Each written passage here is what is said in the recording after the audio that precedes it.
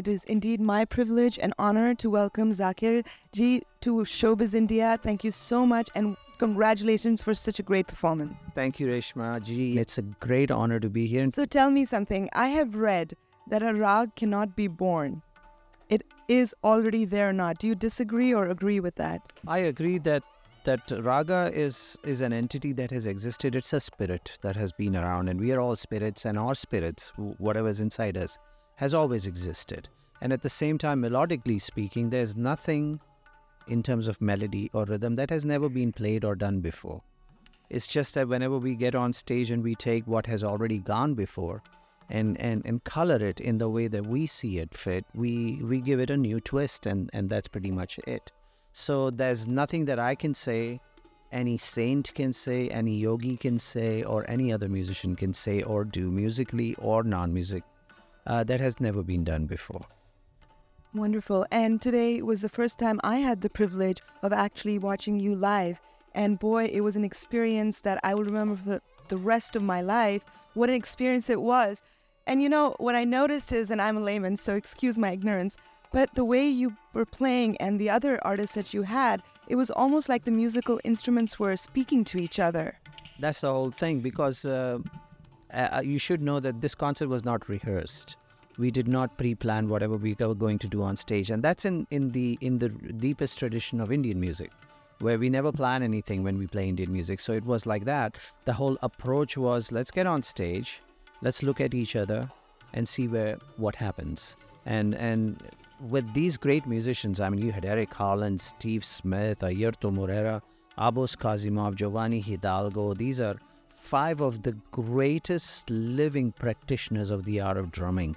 And so to have them there, they are masters. And so I feel like stupid trying to tell them what to do. I mean, they're great musicians, and you just look at them, and if you're doing something, they'll know exactly what to do themselves. So it was a question of just giving them a hello and then having them reply.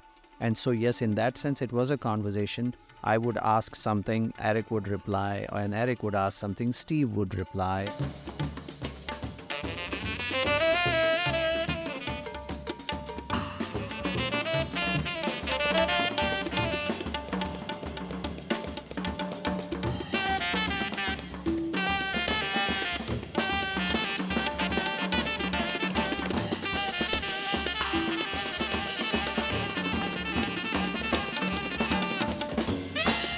And so it goes like that. I was talking when I played in my tabla solo.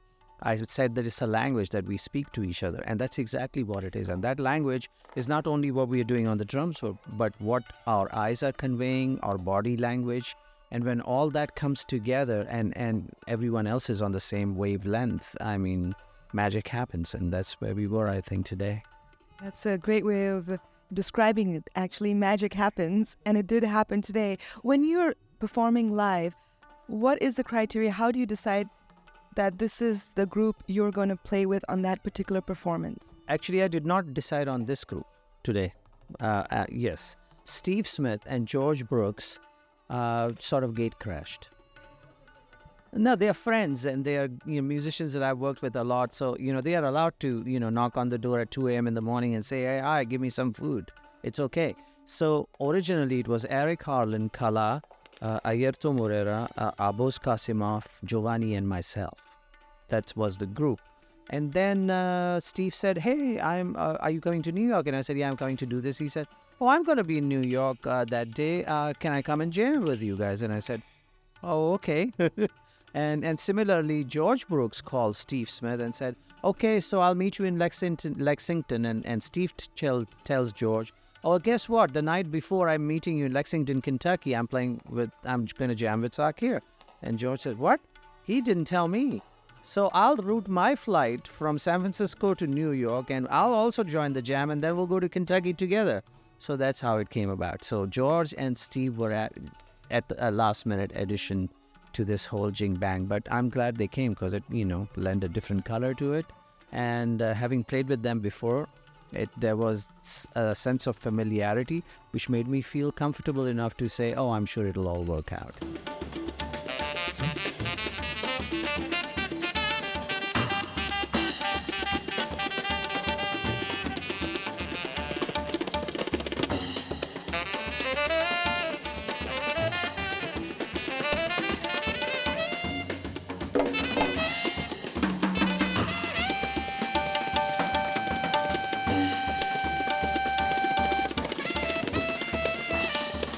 You've been very selective with your performances. What made you decide to be a part of the Citibank NRI performance?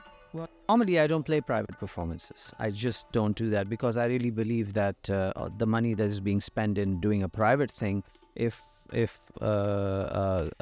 big business houses put that money out as sponsors for concerts where normal people, just regular audience can come, we can promote music a little bit more. But my friend Reshma and then Anil, who had me play in Dubai and London some time ago, did twist my arm, and I said, oh, all right. So after about maybe 7 years, I've done a private thing today.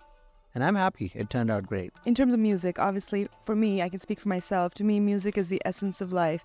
There's something just that is indelible about music and intangible, There's also sayings that music can cure diseases. It can make it rain. It can even cure or stop death. Do you agree with it?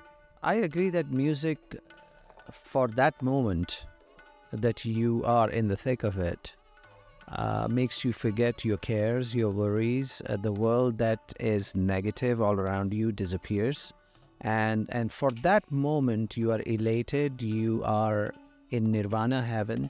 And it's bliss. And if that one little moment can, once you have gone through it, prolong your health or your life for another hour or two, I don't see why it's not possible that can happen. So in your definition, how would you define music in your life? Music is my life. It's not in my life. It is my life. I was born and I was 2 days old, and I was brought home and my father took me in his arm and started singing rhythms in my ear.